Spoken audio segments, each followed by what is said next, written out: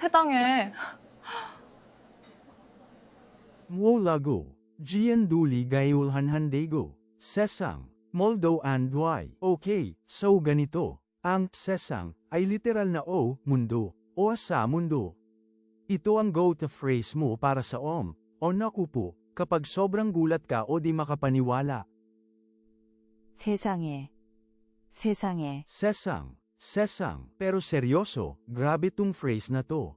Para siyang mas dramatikong na maririnig mo sa K-dramas kapag talagang nabigla ang isang tao. Pwede mo tong gamitin kahit kanino, medyo neutral siya, pero ang lakas ng dating kapag gusto mong magpakita ng matinding emosyon. Sesang. So, anong bagay ang nakapagpasabi sa iyo ng sesang kamakailan?